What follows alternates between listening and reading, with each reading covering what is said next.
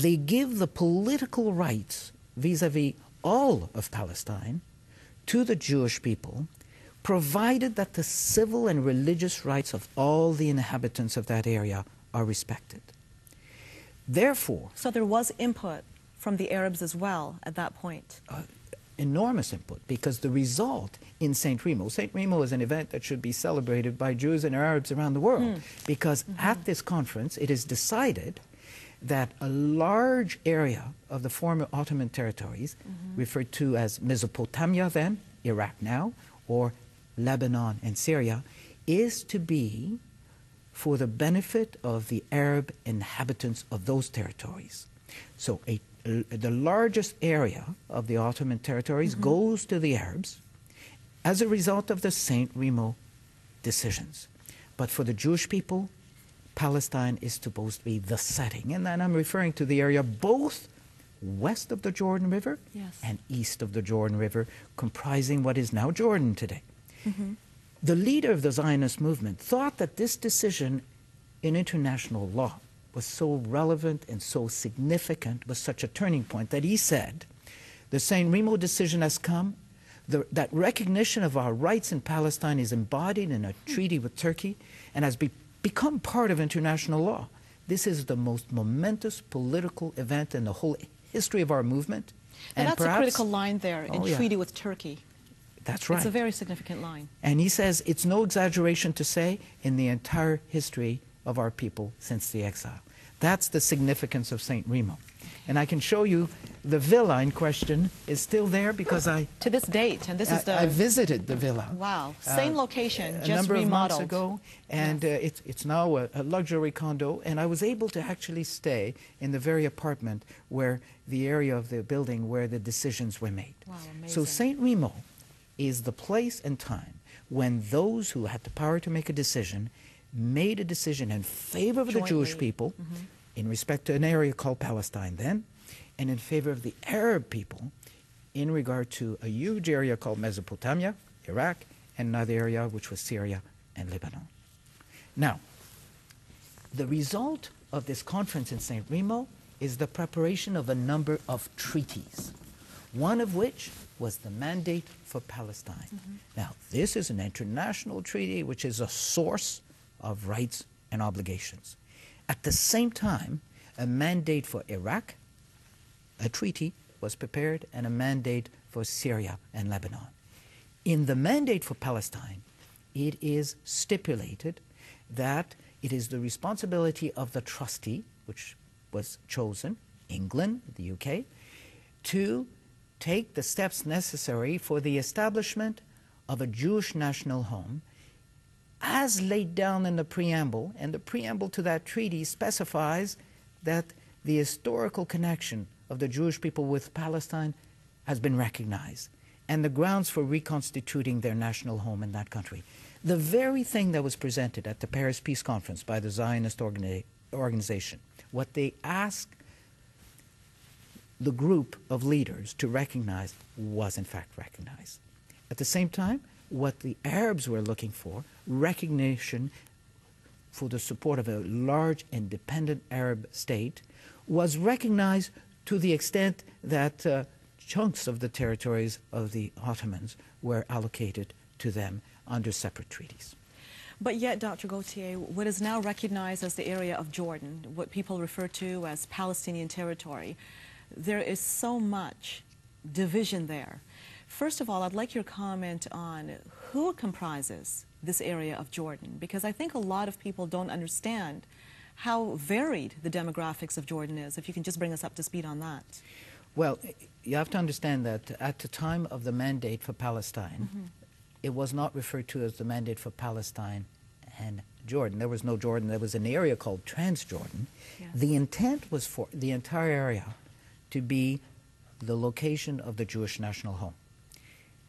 There were political differences between the French and the British in 1920, 1921, resulting in a conflict, and Winston Churchill, under great pressure, allocated two-thirds of the area which was supposed to be for the national Jewish home. He gave that to the Hashemite family, the brother of Faisal, Abdullah, establish an emirate and then eventually his kingdom there. So a lot of people have taken the position that if only that entire area had been available for the Jewish national home, a lot of the problems we are facing today trying to accommodate Jews and Palestinians in that area would not have been the same. Wow. Lots of questions still remaining for Dr. Gautier, bringing us up to speed of what we're hearing in the news today and weighing it against what is actually real. Now, Dr. Gautier, you've done a fantastic job in bringing us up to date as to the legalities, but there are huge implications in regards to what we've heard. Once again, our lines are open for you to ask your questions and or give us your comments. We're going to return to the issue of who owns Jerusalem after the break. Don't go away.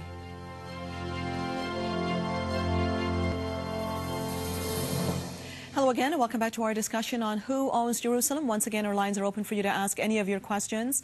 Now, listening to what Dr. Gautier presented, looking at the history and the actual legalities about the question of who owns Jerusalem, obviously there were many nations involved, including Arabs, that settled on certain treaties and declarations. But when we look at the modern day news, there's a huge split. And the question, Dr. Gautier, that I have for you is, what's driving this? We see the Arabs fighting for something, the Jews fighting for something else. Based on what you presented, it seems cut and dry, yet according to modern day news, it's not. Why is that? Well, let me just deal with your statement as follows. To say that it's cut and dry is not something I can necessarily agree with from the perspective that it took me so long to put the picture together, yes, that it's unfair to suggest that anyone else could do this without a lot of research and spending a lot of time on the issue. So the answer to the question, who's got the rights, is not an obvious one. It takes a long time going through historical facts and a myriad of claims to get to a conclusion as to who has the best legal claim. But there's no doubt today that what's making this such a complex and controversial issue is linked to politics and is linked to religious beliefs. It's vital to understand that in Islamic law, let me do it this way. If the answer to the question was to whom does Jerusalem belong, was based on Islamic law, the answer would be it belongs to Muslims. Yes, because according to their theology, certain sites which in the past have been holy sites for the Muslims, there's an injunction, there's a commandment to repossess and control these particular territories. So repossess is a critical word here, because when we were going through the history and the signing at San Remo, there was the Arab input. There was a time when the positions were being presented in Paris and then subsequently debated in San Remo, where the Zionists supported the Arab movement and vice versa. But for religious, there was a big shift in Saudi, what is now known as Saudi Arabia, because the Hashemites, that family, that clan was replaced by the Saudis, who were much more stringent from a religious perspective. So today you have to be aware of replacement theology, which exists in Christianity, which exists in Islam, and basically says whatever was promised to the Jewish people in times past, even if there's a recognition that God was their God and God made promises to them, these promises have now been transferred to either Christians or Muslims. So this is part of the complexity of this whole situation. But I think I have to go back to the legal aspect here. A well-known principle of law is that certain things are referred to as lex lata and others as lex ferenda. The law the way it is, the law the way it ought to be. And what I've tried to come up with is my best analysis of the way the law is. You can disagree with me as to where the law should go or what the law should be. But I am taking the position that the issue concerning the status of Jerusalem, who has title to Jerusalem, has been settled.